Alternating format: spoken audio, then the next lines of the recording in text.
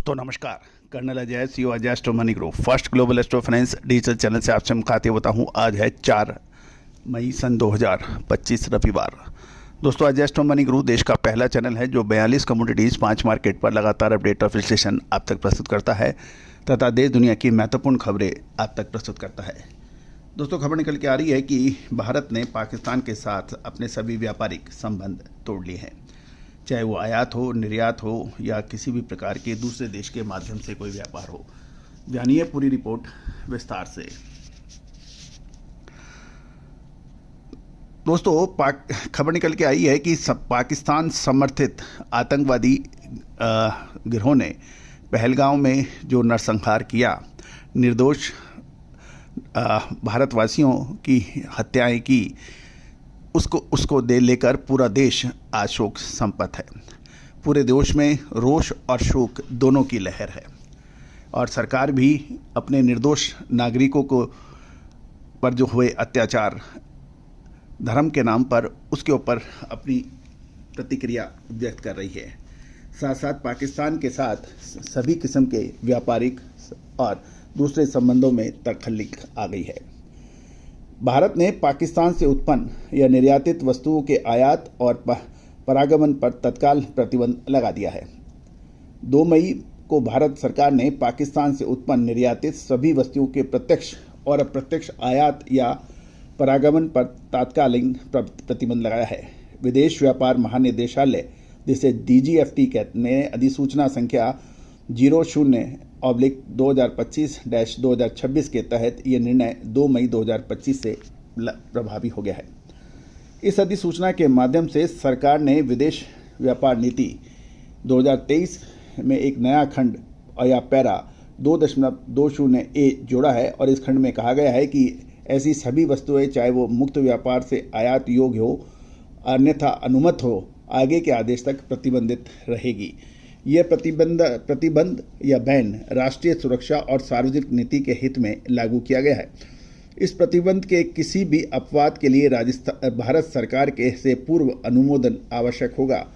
ये कदम पाकिस्तान मूल की वस्तुओं से संबंधित व्यापार और रसद में शामिल सभी बेनिफिशियरियों को प्रभावित करने की संभावना है, जिससे भारतीय बंदरगाह या सीमाओं से गुजरने वाली वस्तुएं भी शामिल हैं। गौरतलब है कि पाकिस्तान से व्यापार बड़ी संख्या में दुबई के रास्ते होता है, यानी भारतीय वस्तुएं पाकिस्तान में दुबई के जरिए जाती हैं और पाकिस्तान की वस्तुएं दुबई के माध्यम से भारत में आयात होता है। अब इस नीति के तहत ना केवल डायरेक्ट आयात निर्यात और या बाया मीडिया के जरिए भी आयात निर्यात नहीं हो पाएगा।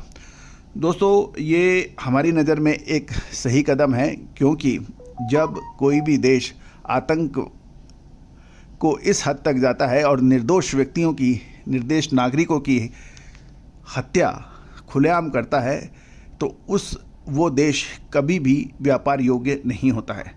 हम आतंक चाहे भारत में हो या किसी दूसरे देश में हो, अपने चैनल की तरफ से और आप सभी की तरफ से, अपनी टीम की तरफ से घोर निंदा और भर्त्सना करते हैं।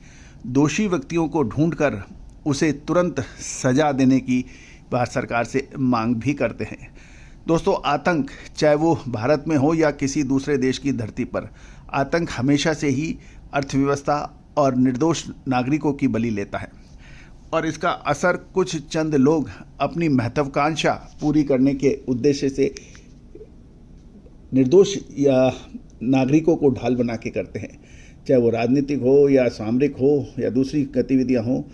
इससे न केवल अशांति फैलती है, अपितु भय, आतंक का माहौल बनता है, जो भी किसी भी अर्थव्यवस्था, व्यापार या शांति के लिए घातक सिद्ध होता है।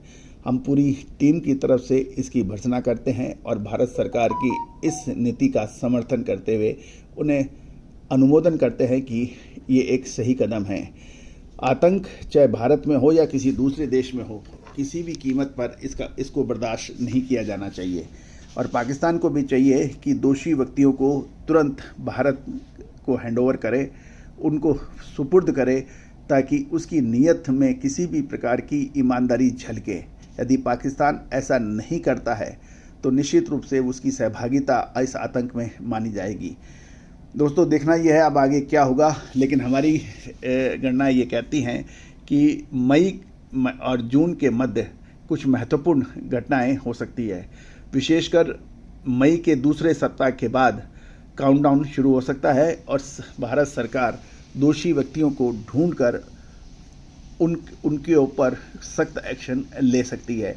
दोस्तों आपको याद होगा, कोविड हो या फिर जियो पॉलिटिकल टेंशन, जियो इकोनॉमिकल टेंशन, हमने हर महत्वपूर्ण घटना का अग्रिम अनुमान विश्लेषण आपको देने का प्रयास किया है। देखना यह है कि अब इसमें क्या होता है, लेकिन ग्रह स्थिति यही कह रही है कि मई महीने के दूसरे सप्ताह के बाद कुछ महत्वपूर्ण बड़ा होने की संभावना बन जाएगी। All the very best, good luck, happy trading.